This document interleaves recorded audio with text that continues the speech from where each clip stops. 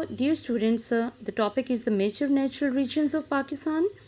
Like the first one is given here, the definition of the natural regions. That means the natural regions means a region having latitude, relief, structure, climate, vegetation, livestock and ways of living.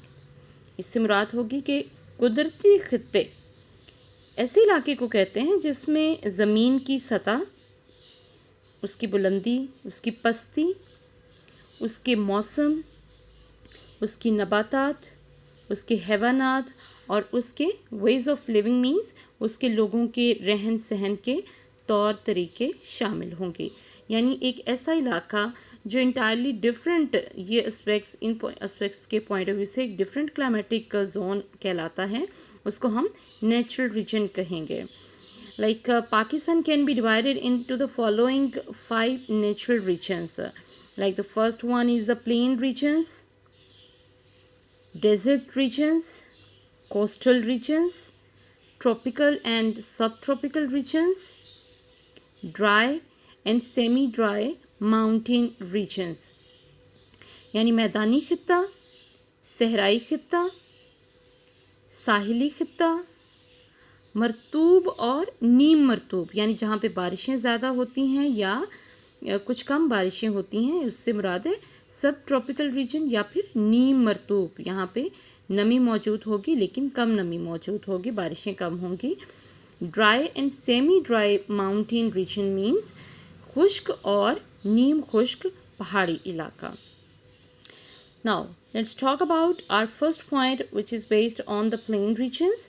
Most of the plain region of Pakistan includes the province of the Punjab, Sindh, यानी इसमें ज़्यादातर हमारे जो मैदानी इलाके हैं वो पंजाब और सिंध के हैं। It is called upper plains, upper Indus plains and the lower Indus plains, जिनको हम दरियाए सिंध का बालाई मैदान कहते हैं और दरियाए सिंध का ज़ेरी मैदान कहते हैं। However, some of the plain regions lies in this Khyber Pakhtunkhwa and Balochistan, यानी इसके साथ ही पाकिस्तान में कुछ और भी हमारे पास मैदानी इलाके हैं जैसे खैबर पख्तूनख्वा में हैं और बलूचिस्तान में है। We will discuss all of the below, इन सब को हम वन बाय वन डिस्कस करेंगे, but our first topic is plain regions of Pakistan. Dear students, this region is also known as upper Indus plain. जैसे हमने पहले भी बात की है, ये दरिया सिंध के बालाई मैदान यानी ऊपर वाला मैदानी इलाका जो है उस पर मुश्तमिल होगा। It is very fertile. आप सब जानते हैं कि पंजाब बहुत ही रिच एक एग्रीकल्चरल लैंड है। It is made of silt. It is made of silt that the rivers have been bringing along with them over the years.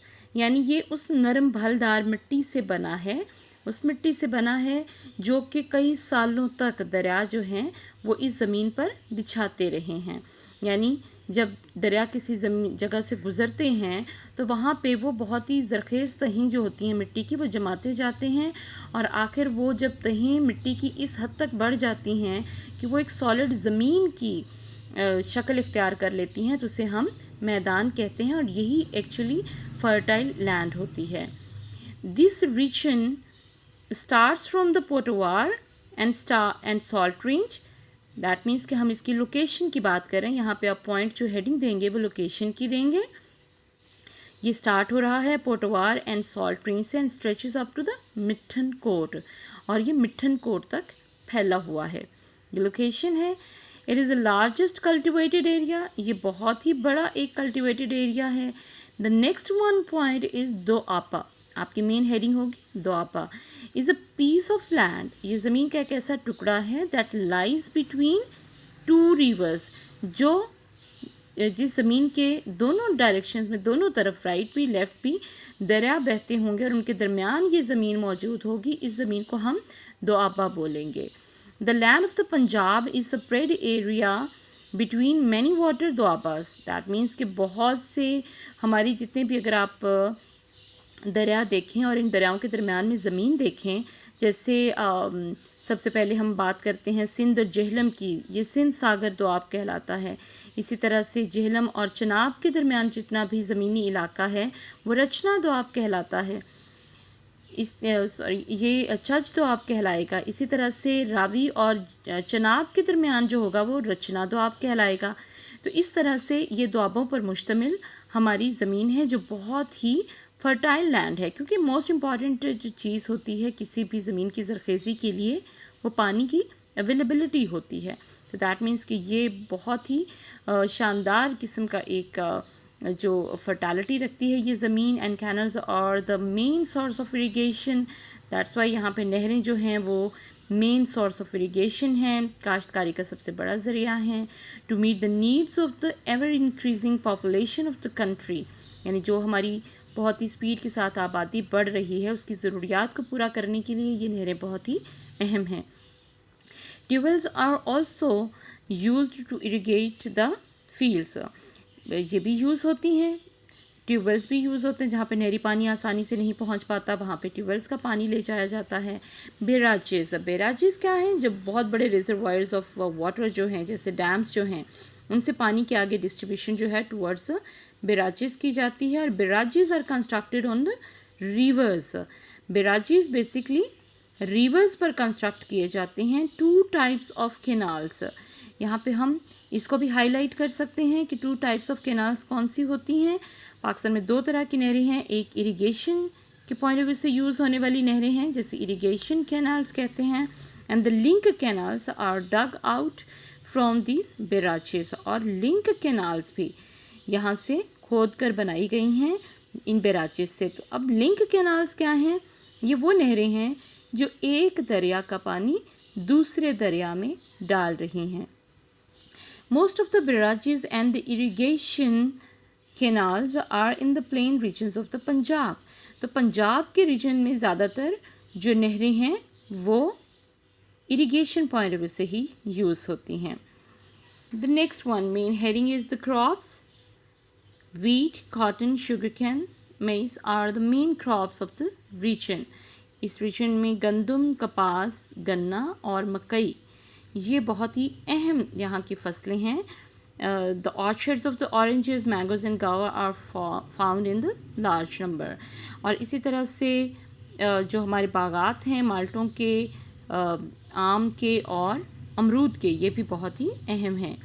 This region is of prime importance from agricultural point of view. ये बहुत ही ज़राई नुक्ता नज़र से बहुत ही अहम है। It is not only meets the food needs, ये सिर्फ हमारी खुराक की ज़रूरियात ही पूरी नहीं करता हमारे मुल्क की, but also earns huge foreign exchange for the by the exports of fruits, cotton and rice. यानी ये जो फसलें हैं हमारी, ना सिर्फ ये कि हमारे खाने के काम आती हैं बल्कि हम इसको दूसरे ममालिक में भेजकर फॉरेन एक्सचेंज भी यानी ज़र मुबादला भी कमाते हैं। द राइस, राइस को आप अंडरलाइन कीजिए। The rice of this region is famous throughout the world. हमारा जो चावल है यहाँ का वो बहुत ही पूरी दुनिया में मशहूर है for its aroma and taste. ये अपने जायके और अपनी लज्जत के लिहाज से बहुत ही मशहूर है। The next one point is industrial development. Industrial development is also linked with the agricultural department. So on the basis of the agricultural department is another prominent means नुमाया characteristics of this region। अब हम देखेंगे कि जो हमारी सनती तरक्की है वो भी एग्रीकल्चरल डेवलपमेंट पर ही, ज़राई तरक्की पर ही मबनी है। The major parts of the plain regions in the Punjab is densely populated। अगर हम देखें तो पाकिस्तान का सबसे बड़ा जो पॉपुलेशन वाइज रीजन है वो पंजाब ही है, जहाँ पे आप अगर पर स्क्वायर किलोमीटर अगर आप डेंसिटी पॉपुलेशन देखेंगे तो वो सबसे ज़्यादा पाकिस्तान की इसी रीजन में है। इसका मैं एक कंपैरिजन आपको दूंगी। जैसे पाकिस्तान के हर एक स्क्वायर किलोमीटर में 499 पर्सन्स मौजूद हैं पंजाब में, जबकि अगर हम इसको कंपेयर करें बलूचिस्तान से तो वहाँ पे सिर्फ 28 पर्सन्स जो हैं वो पर स्क्वायर किलोमीटर आबाद हैं। तो इससे आपको इसकी डेंसली पॉपुलेटेड एरिया होने का बहुत ही अच्छे से आइडिया हो जाएगा। The largest cities are situated in this region such as Lahore, Faisalabad and Multan etcetera. That means कि यहाँ पे लार्ज सिटीज़ को भी अंडरलाइन कीजिए। हमारे इस रीजन में लार्ज सिटीज़ मौजूद हैं, लाहौर, फैसलाबाद एंड मुल्तान। इसके अलावा सियालकोट जो अपनी स्पोर्ट्स कोर्स के लिए बहुत ही फेमस है। और ये ओवरऑल पंजाब जो है वो एक रिच एग्रीकल्चरल लैंड होने की वजह से ये सारी चीज़ें उसके साथ ही लिंक करेंगी।